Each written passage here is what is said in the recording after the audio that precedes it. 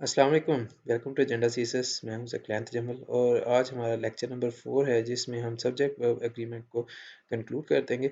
इसमें हम 6 रूल्स आज भी पढ़ेंगे और इसमें हमारा सब्जेक्ट वर्ब एग्रीमेंट जो है वो मुकम्मल हो जाएगा और इसके बाद हम मूव ऑन कर देंगे प्रोनाउंस की तरफ। तो जिन लोगों ने सब्सक्राइब नहीं किया वो सब्सक्राइब कर लें क्योंकि we are on our road to 1000 subscribers, so you can support me this way and let us dive into the video.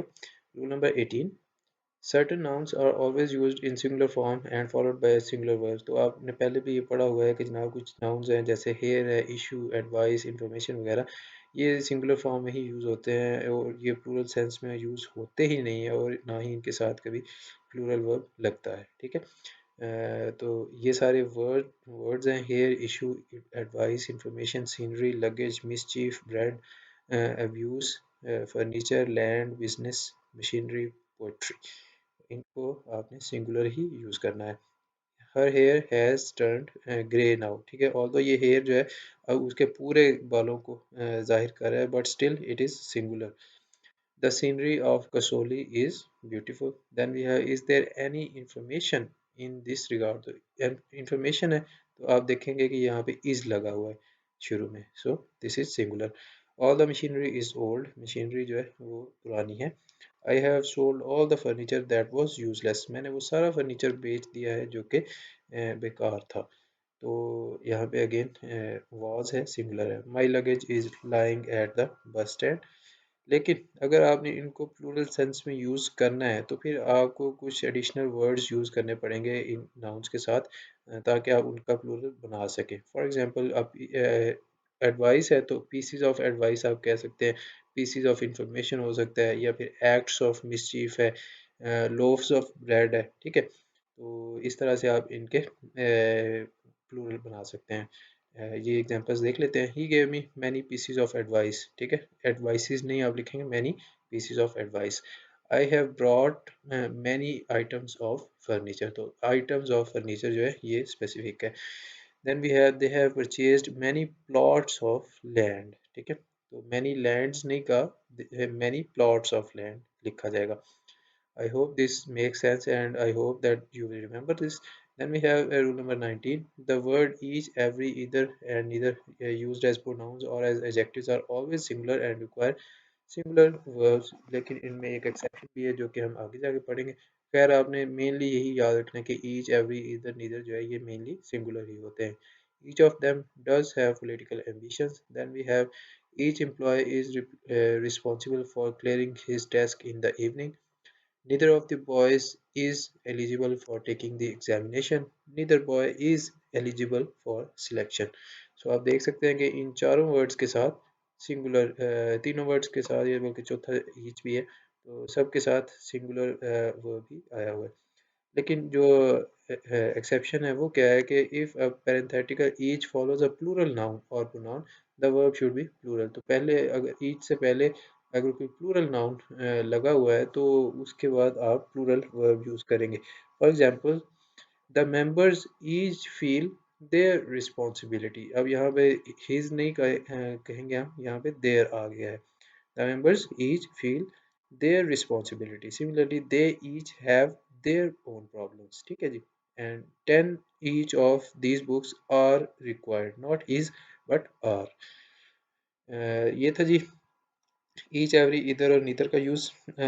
फिर है जी rule number 20, all, any, more, most, some may be singular or plural depending on the meaning and take verbs accordingly.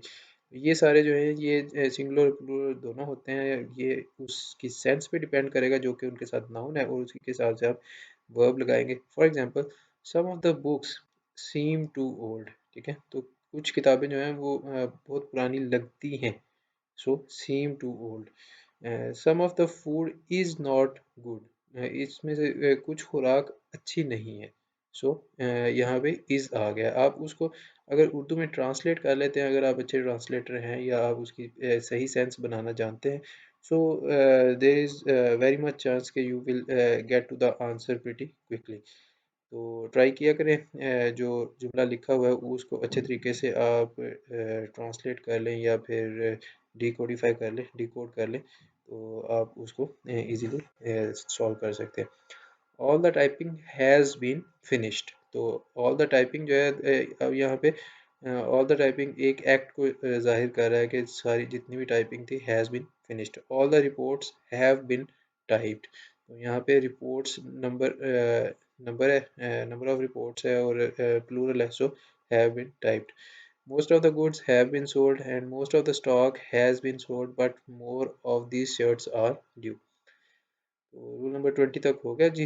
Then we have rule number 21, the titles of books and magazines are considered singular and take singular verbs. तो कोई भी book है या magazine है, अगर उसका title लिखा हुआ है तो चाहे उसमें 100 years ऑफ लव है या फिर 40 रूल्स ऑफ लव है, तो जो टाइटल है दैट इज ऑलवेज सिंगुलर, ठीक है।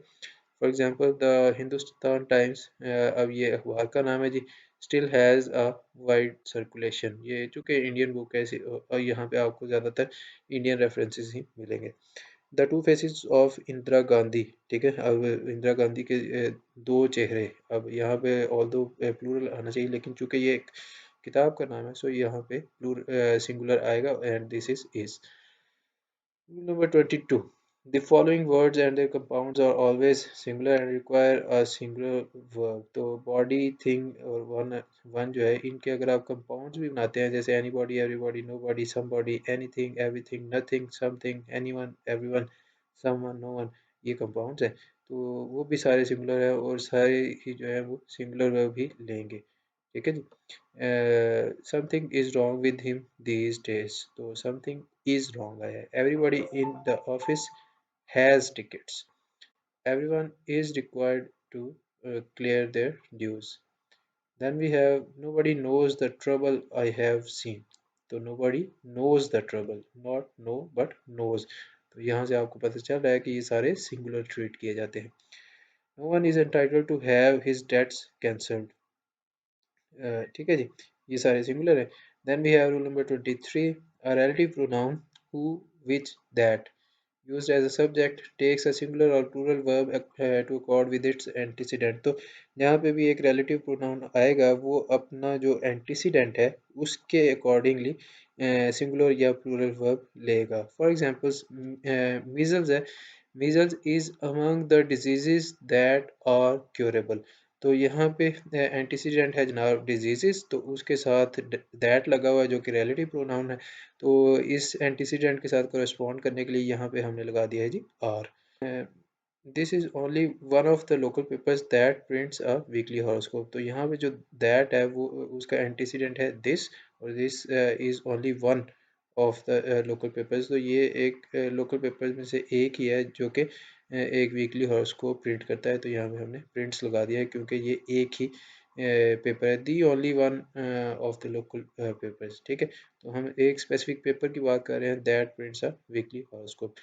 सो ये था जी रूल 23, और इसी के साथ हमारा सब्जेक्ट वर्ब एग्रीमेंट इख्तिताम को पहुंचता है। 23 रूल्स हमने डिस्कस किए 4 लेक्चर्स में।